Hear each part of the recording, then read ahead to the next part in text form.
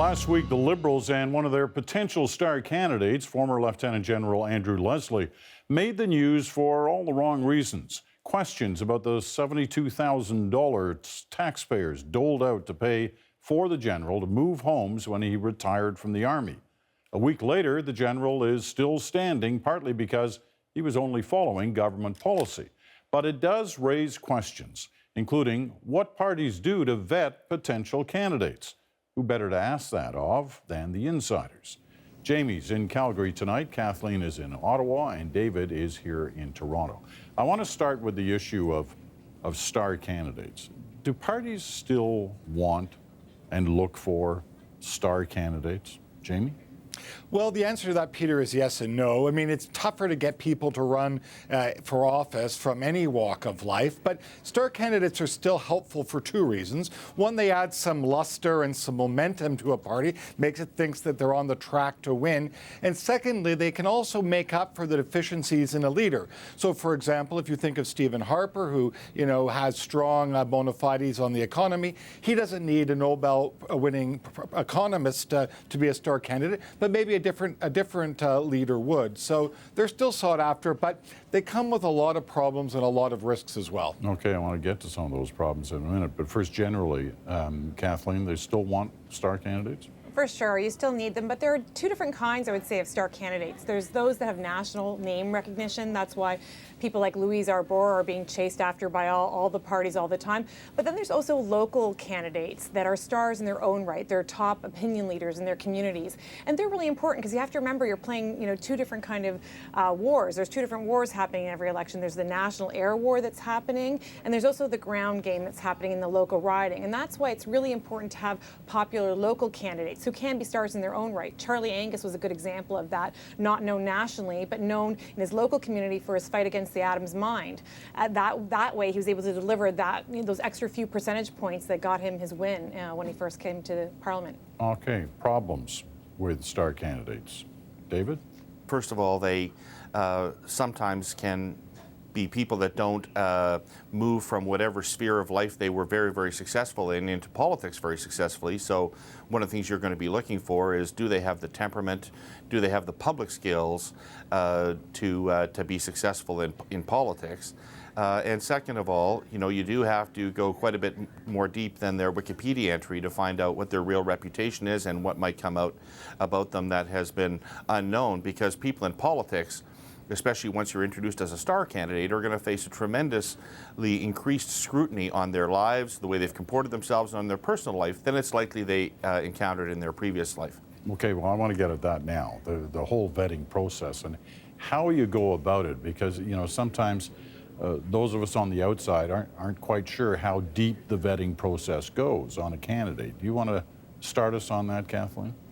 Well, first of all, I would say that, the organizers and the people that actually recruit these new candidates, they have this kind of line that they like to throw to us. They say, hey, we just recruit them and we run them. After that, they're your problem. So we do try to make sure that the vetting process is as thorough as possible. And what actually happens is, you go into various media databases, search at all the stories on them, obviously check for criminal record, that kind of stuff, scour social media. These are the kinds of things. We also ask for a proactive disclosure. So when a candidate comes forward, we ask them to fill out the application and actually disclose to the party anything that could kind of hurt the party negatively. Jamie? Yeah, I think one of the most effective ways, I agree with Kathleen, we do all those things electronically, but there's still no substitute for having one of your supporters who's an aggressive lawyer, who's expert at cross-examining, put that candidate one-on-one in a room and cross-examine the daylights out of them, and then use your judgment where there are things that are suspicious. For example, if they're divorced, you got to go out and visit with that previous partner, husband, wife, whoever it is. It's a very awkward conversation, but really? Often You go that far? 100%, because you know what? Some enterprise reporter is going to go and find that former spouse and ask them a bunch of questions, and you better know the answer to those questions before the reporter doing his job figures it out for you. That's right. David, would this be like with every candidate that you've got running? I mean, there'll be in the next election, each party's going to have, 333, whatever the final number is, candidates running for them. Do you grill that extensively with each and every one? You actually go through a fairly extensive process even for people seeking the nomination of your party, not just your candidates. And so, yes, every party will have some version of what the Liberals call a green light committee, which actually reviews all candidates for the nomination and makes sure that they are acceptable candidates for the nomination. But candidates that you expect to be under more scrutiny will probably get a slightly more rigorous checking process, but everybody's going to have to go through the things certainly that Kathleen talked about filling in a fairly detailed and intrusive questionnaire and probably being interviewed about some of those follow-up issues. What happens when the red flag goes up? What do? You say, sorry, you're out of here. Well, yeah, if it's in advance, you're lucky, and then if it, there's rules around nomination and candidacy, obviously, and if they, don't meet the requirements, then you don't have to accept them as a candidate. If it happens during the campaign, obviously, it can cause a huge media fallout. How often does that happen, Jamie? Well, it happens more often than you think because people get carried away with this idea, especially if they're people that haven't come up through the farm system, if you like. If they're these star candidates who were doing something else and all of a sudden decide to go from one profession and hop into politics. So you actually turn away more people than you would imagine. The other thing that you need to vet for, though, is fit and temperament, and that's much harder to do. So, for example, recruiters are often attracted to municipal politicians, people who have been mayors or councillors or reeves. The problem in a lot of those cases, though, is politics at the municipal level is a individual sport, whereas at the provincial and federal level, it's a team sport. So those people who you might be attracted to at first are often nothing but a heap of trouble once they actually get elected, and you got to try and be alive to that as well. We like to suggest sometimes, those of us in the media, that it's getting harder and harder to find people to run for politics because of a combination of the kind of circus that Ottawa sometimes can become, and also the kind of circus that can be created by the media's going after potential candidates and successful candidates. How much of a problem is that in today's politics, David, that you just can't convince good people to run for public office?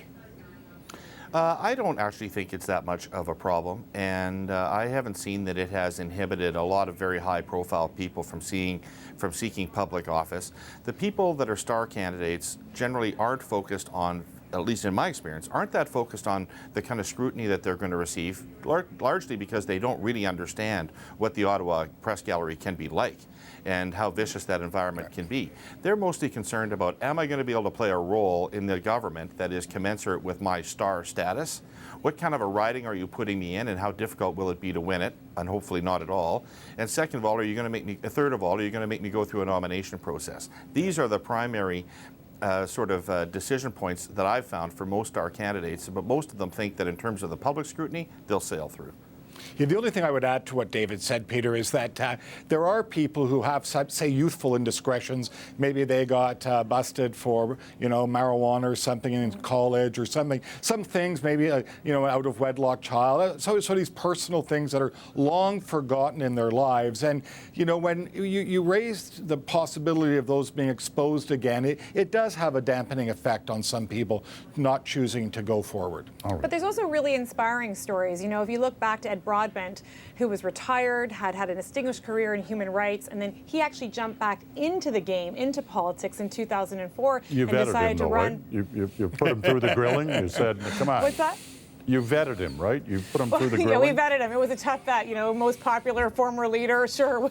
And what was great about that is he actually conferred a lot of legitimacy back onto Jack Layton, who at the time was a new leader. And he wasn't running, I remind you, in a winnable seat, right? This was a seat that had long belonged to another party. But, he got out there and he took that seat. He had a contested nomination battle. Still, Paul Dewar actually ran against him for the nomination. But, Ed's back, and he came back and he ran and he won that seat, which was really amazing. I've only got a Kathleen, minute I think left. that's about $100,000 worth of commercial time. Yeah, notice that. He's a great boss. I've got less than a minute left. I need your best your recruiting or vetting story, and Jamie, I'll ask you for yours. Yeah, my craziest vetting story was figuring out whether the candidate was a Catholic or an Anglican.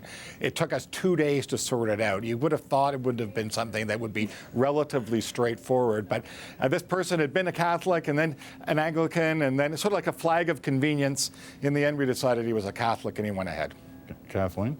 I think in terms of recruiting, it's got to be Thomas Mulcair. I mean, it was a long courtship. You know, it started with a call, then to a coffee, then to a dinner and a meeting. You know, he was invited to the 2006 convention. But really what sealed the deal in terms of bringing him on as a candidate was actually a dinner that happened, including Thomas Mulcair's wife, Catherine, and Jack Layton's wife, Olivia Chow. And it just shows how often in politics it's the relationships that matter and the relationships that can seal a deal, particularly bringing somebody into politics and changing parties. David, can you do one in 20 seconds? I was trying to recruit somebody to cross the floor from another party, and it was a very sensitive issue, and I was having lengthy conversations with them about, and Terry, my partner, my spouse, would hear me saying things like, how do you feel about this, and how can I make you feel better about this, and what are your feelings? I got off the phone once and she said, why don't you ever talk to me like that? Good stories. Thank you all, David, Kathleen, and Jamie, the insiders.